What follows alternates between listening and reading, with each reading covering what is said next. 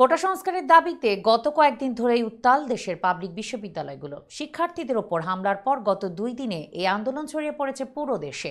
এরই মধ্যে নিহত হয়েছেন 7 জন। এমন পরিস্থিতিতে একটি বিবৃতি প্রকাশ করেছে বাংলাদেশ চলচ্চিত্র শিল্পী সমিতির সাবেক সাধারণ সম্পাদক ও অভিনেত্রী নিপুণ আক্তার, যা নিয়ে চলছে সমালোচনা।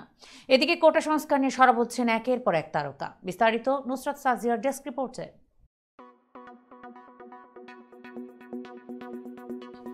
কোটা সংস্কার আন্দোলনকে ঘিরে ঢাকাসহ দেশের বিভিন্ন অঞ্চলে সংঘর্ষের ঘটনা ঘটেছে।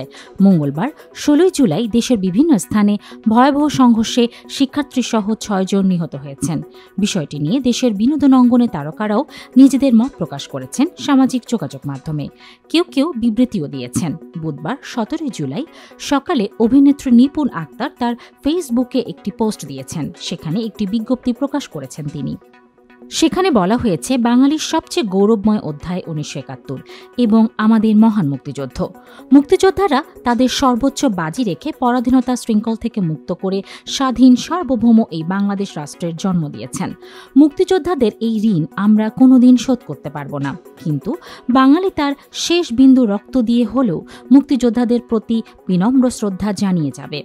সংবাদ বিজ্ঞপ্তিতে আরও বলা হয়, কোটা সংস্কারের যৌক্তিক আন্দোলন নিয়ে আমাদের কিংবা রাষ্ট্র কারো কোনো বিভেদ নেই। কোনো ব্যক্তি বা গোষ্ঠীর যে কোনো যৌক্তিক রাজনৈতিক বা সামাজিক আন্দোলনের প্রতি আমাদের পূর্ণ সমর্থন রয়েছে, কিন্তু এই কোটা আন্দোলনকে ইস্যু করে যারা মুক্তিযোদ্ধাদের অসম্মান করছেন এবং রাজাকারদের প্রতিষ্ঠা করার চেষ্টা করছেন তাদের প্রতি তীব্র নিন্দা, ঘৃণা ও প্রতিবাদ জানাচ্ছি। মনে রাখতে হবে, তুমি কে, আমি কে, বাঙালি বাঙালি। এই স্লোগান বাঙালি জাতির সবচেয়ে গর্বের স্লোগান। জয় বাংলা। মূলত 3 কারণে সমালোচনা হচ্ছে। প্রথমত, নিপুণ তার বিজ্ঞপ্তিতে প্রকাশ করেছেন বাংলাদেশ চলচ্চিত্র শিল্পী সমিতির অফিসিয়াল প্যাড ব্যবহার করে, যেখানে নিজেকে সাবেক সাধারণ সম্পাদক বলেছেন তিনি। বর্তমানে তিনি বাংলাদেশ চলচ্চিত্র শিল্পী সমিতির কোনো পদবিতে নেই। তাহলে তিনি কিভাবে সমিতির অফিসিয়াল প্যাড ব্যবহার করার এখতিয়ার রাখেন?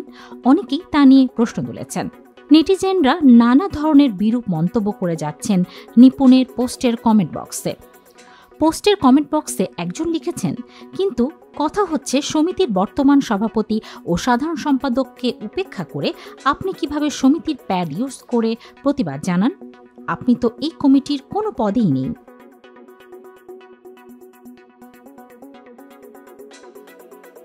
দ্বিতীয়ত, এটি হুবহু কপি করা হয়েছে টেলিভিশনের অভিনয় শিল্পী সংঘের বিবৃতি।